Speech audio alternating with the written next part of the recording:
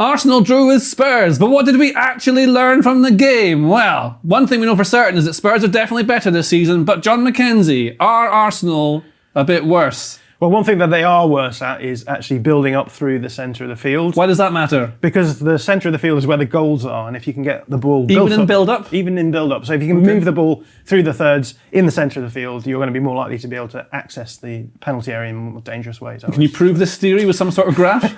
Well, I've got the pass map from the first half of the game, and as you can see, again, we've shown a few of these pass maps so far this season, but we're starting to see a pattern emerge, which is that Arsenal don't seem to really be able to do any creative passing from this area of the field into the penalty area. There's a couple of, obviously, entries here, but nowhere near as much as you would want for a team like Arsenal. Is there more data to back this up, John? Yeah, well, I've got some stats here from Cannon Stats, my good friend Scott Willis, and I thought this illustrated a few things quite nicely. So we can see that despite the fact that Arsenal generated a decent amount of expected goals, obviously they had a penalty, so that bumps that up a little bit.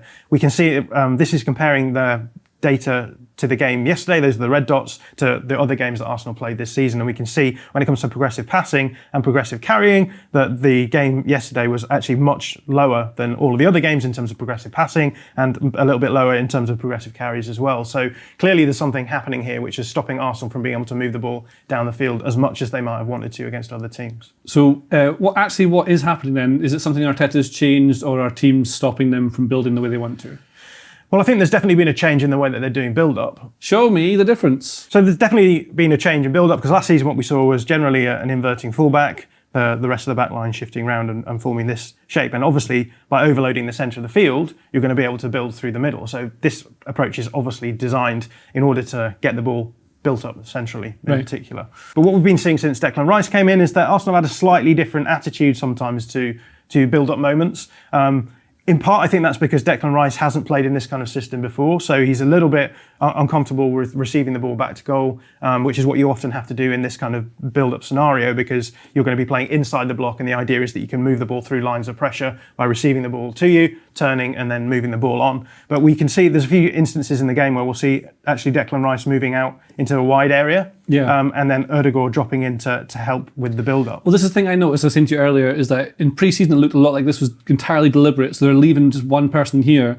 And I wonder, is it because teams are just going to sort of play with this almost like a front two, I'm just using Sarr here as an example, to have to show the ball wide. So if they overload the wide areas, then they can progress the ball this way and then revert to a more central attacking structure in like a different phase. Yeah, I think the plan is definitely to actually eventually move the ball back into the middle, but by overloading in the wide areas, there's been a few instances where we've seen the ball being moved down the line and then moved back inside into a central space. That's obviously fine as well, but for whatever reason, it's not been happening recently that they've been able to actually get these sorts of dangerous turnovers. I actually got a screenshot to show this actually. So This is 5 minutes into the game, and we can see there's Declan Rice moving out into the wide area, pulling his player with him. But we've got Martin Ødegaard dropping in, trying to offer some kind of pivot support here. And that's what Arsenal have been doing, using situational pivots. So one of the eights usually dropping in to help out. We can see that Ødegaard here is clearly frustrated. This is Arsenal in their build-up phase, and they're in this situation where there's a huge amount of space. Is he frustrated, or is he telling them to put the ball wide? What do you think? I think well, if you watch the clip in real time, you can see him dropping in, being like,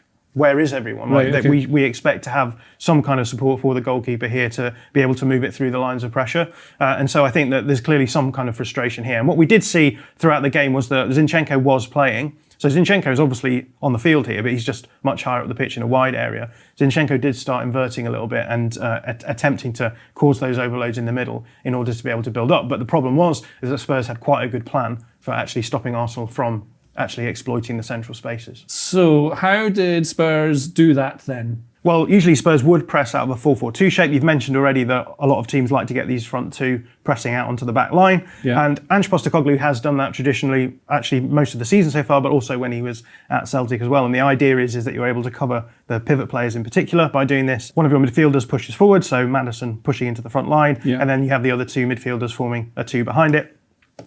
And actually, this was one of the concerns that I had with Ange Postecoglou coming into the Premier League, because what we saw with him at Celtic was a lot of the time, if the opposition were in a build-up phase, these two players would be really aggressive, jumping onto defenders, goalkeepers even, and not giving them any space. And the idea is that if you do that, and there's a single pivot here, one of the midfielders will step up to make sure that pivot isn't covered. Now, obviously, that when you do something like that, that's really easy to manipulate, that kind of pressing phase, because you know if you move the ball around, when the opposition are pressing you well enough, you can just bypass one of the pressers and you know that the pivot will generally be free because this player won't have had time to catch up with the play. And in doing that, that of course means that there's a lot of space to exploit to then be able to just move the ball forward once you bypass the press. You get through the line of pressure, you then get the pivot on the ball with a lot of space in front of you. And actually this caused Celtic a lot of problems in the Champions League where they were playing against better teams than they were playing in the cinch. I'm sure there's a lot more reasons for Celtic struggling in the Champions League. Yeah, but I think this was a big one because, a lot of teams who were smart, I mean, they played against RB Leipzig and RB Leipzig aren't necessarily a team that you would think would be a really smart build-up team, but they very quickly cottoned onto the fact that they could manipulate this forward line of the press, knowing that there's a bit of time between that front line jumping and the midfielder catching up, that they could just move the ball into the middle, and then you're building up centrally, you're facing down the field with the ball under control, and it's really mad. But what we saw yesterday actually was more of a 4-1-4-1 type of press from Spurs, which I thought worked really well, because what we know that Arsenal can do is invert the fullback. We know that they can use situational pivots as well. So we've talked about that scenario where Rice pulls out and Ødegaard drops in. And so what we had was Maddison and Sarr actually sitting in this area and going man for man when a player came into their area, but not being dragged out by them as well. So certain situations where Maddison is covering Ødegaard, Zinchenko inverts when Rice is out wide, and we can see Sarr pulling out to make sure that this player is covered as well. So is Postecoglou's idea here is to try and to not prevent, but just disrupt Arsenal's build-up to force them wide, knowing that that's going to slow them down. And when you think about the game, actually, there's not really many chances that Arsenal created from this build-up sort of. They didn't manage to go from back to front in that way. The best chances they had at the goal that Saka scored, the one that was Romero's own goal, that is from a transitional moment, which there were very few of. Yeah. But I don't think Spurs really pushed forward that much, really. They didn't push the back line as high up as they could in other games because they're probably scared of the transitional moment. So Arsenal couldn't attack in that way. Then they had to build up in a way that was not the way they want to, or is it the way they want to? Because we said in pre-season, they're moving this wide. This seemed deliberate, where they're getting like an overload almost in wide areas before they transition. But I think that a lot of this is to do with tempo. You've started talking about transitional play. So the goal itself came from Zinchenko winning the ball off Kulusevski and being able to progress the ball right down the field quite quickly. And we had Ødegaard in the middle here who could then feed the ball out to Saka. That was quite a quick movement. And I think that a lot of that is to do with just the ability to move at speed through the thirds. Now, often when you build up in the wide areas, when you're doing build-up play, if you're going to go wide, obviously you're increasing the distance to goal, which gives the opposition team a little bit more leeway to actually drop into a defensive shape. Yeah. Even if you are able to build up in that and get through progression in the wide areas, and I think that's what's maybe hurting Arsenal a little bit. It's again, building up in wide areas is a perfectly adequate way of producing chances, but a lot of this comes down to the tempo. If you can do it quickly before the opposition are able to set in their defensive shape, it's going to be much more dangerous. And because they're going wider, that's just slowing down the transitions a little bit as well. But the thing that Arsenal were definitely really good at is pressing, and they kind of kept Spurs jammed in. So Spurs' press is showing them wide, but Arsenal's was keeping Spurs locked in their own defensive third, basically. They're trying to play out from there. You see it in the momentum. What's this graph? It's a momentum graph, attacking threat graph. It shows that basically Arsenal had all of the first half until the transitional moment that Spurs were able to get in the second. Yeah, this is based, I think, on expected threat, and usually expected threat represents possession of the ball closer to the opposition's goal. So you can see that in this situation, the first half, Arsenal did have more of the possession and did move the ball into Spurs half quite a lot. And again, we can see there's some interesting momentum shifts. So Spurs obviously come out wanting to get the goal after the first goal is scored. And again, in the second half, we can see that Spurs came out again after the opposition goal to try and get the goal. And then at the end, we have Arsenal pushing quite a little bit as well. So a lot of this is game state influence, I'd say. Well, let's look at how the press worked for Arsenal, because this is the thing that is impressive for them, right? So you can look at how they did it against Spurs. They changed their normal pressing structure against them. Yeah, they seem to go with a 4-4-2 diamond shape. So essentially it allowed them to go player for player. Jesus starts wide left with Nketiah through the middle. Is that because of what they do on the ball or because of this high press? How did they change it? Yeah, I think it's to do with the high press, because what they've essentially done is they know that Spurs are going to have a very specific setup and they're going to go and try and go man-to-man in these high press phases. So we had Nketiah here, Ødegaard pushing up into the front line, which often happens. Can you give Spurs the ball? There we go. Yeah, give Spurs the ball. Thanks. And because obviously Arsenal are going to be covering man for man, that means Vieira is going to come inside on Bissouma. You want to make sure that you're not allowing the pivot player to be free, which we've just been talking about. Well, this is the thing. So I noticed that a lot of the time Vieira was close to Bissouma, either I don't know what the term is, but either facing this side, like north or south basically of him, making sure that he couldn't either see the ball or he's waiting near. But sometimes he was closer to another player, say, I don't know, Sarr, something like that. And then what seems to be happening was that at some point you have Bissouma be on his own, and then Jesus would be waiting between two players. So that's maybe an all over the place. But say Sarr and Porro over here.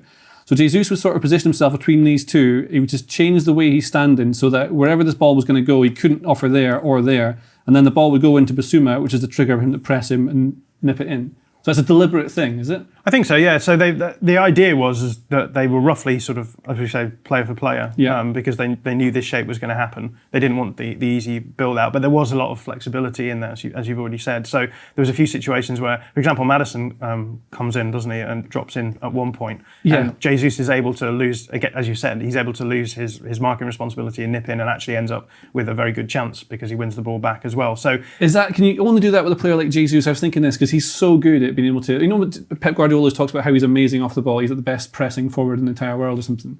Is it just, do you think, because he's able to read exactly where to go? Like, you went to curve runs, you went to block passes. So a lot of stuff you'll see players doing off the ball is not, I don't know what I'm trying to say here, but basically he always seems to block the pass into someone by being near to them. So just by being in this position here, he can go either way, but not everyone seems to be able to do this. Why can't everyone do that? I think one of the things with Jesus, actually, and one thing we saw from the game itself and from that chance that we just talked about, is it's not only his ability to be in the right place at the right time, but his ability to do the right thing in the right place. Yeah, it's decision making as well, yeah. So if you watch the tape back, you see him against Maddison. You're watching it on tape?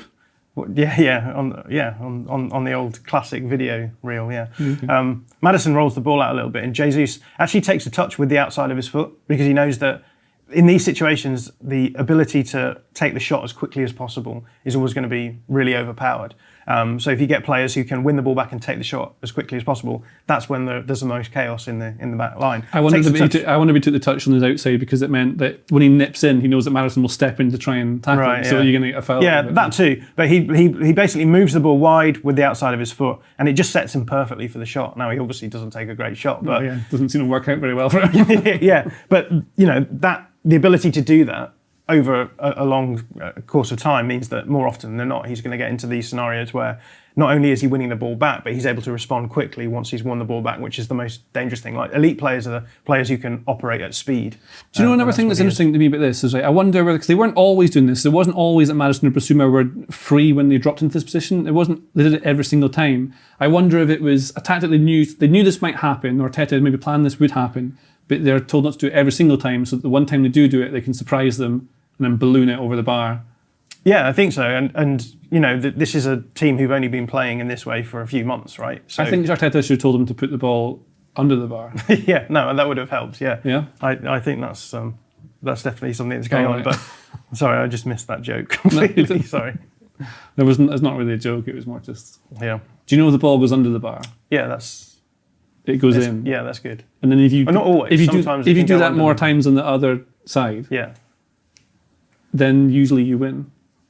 I think that's good tactic. And then you get 3 points. 3. Yeah.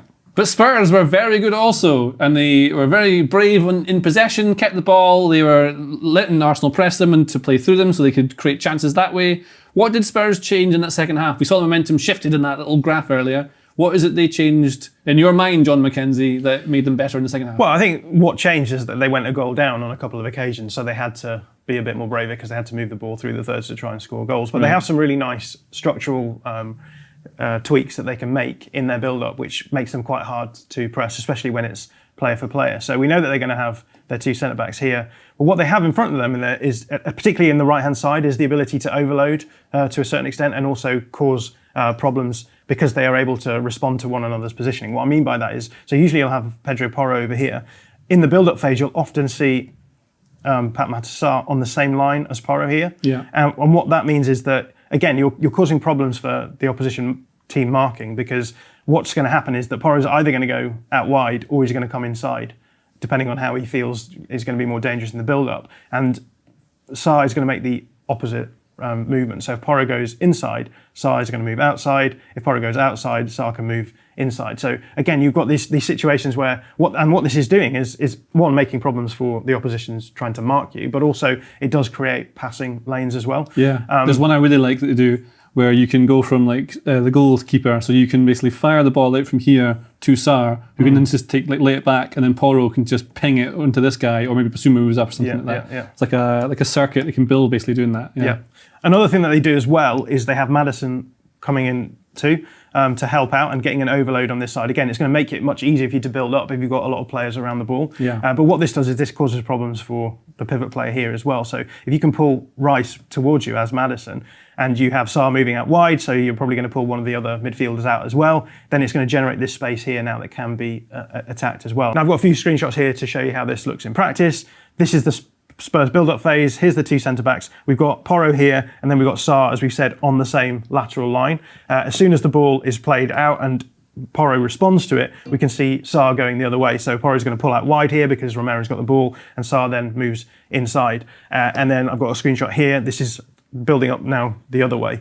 This is in the first half, but we can see again, we've got Maddison dropping in. We've got an overload of Spurs players now in this area, and we've got Declan Rice pulling forward, opening out this space here as well. And the reason why all of this is good is because it allows you then to create these artificial transition moments, these moments which feel like you've just won the ball back off the opposition and you're attacking a quite open, chaotic defensive structure, but through possession of the ball. So I've got one example of a nice build-up here, which I really like, because what we see here is Spurs doing really well to bait the opposition.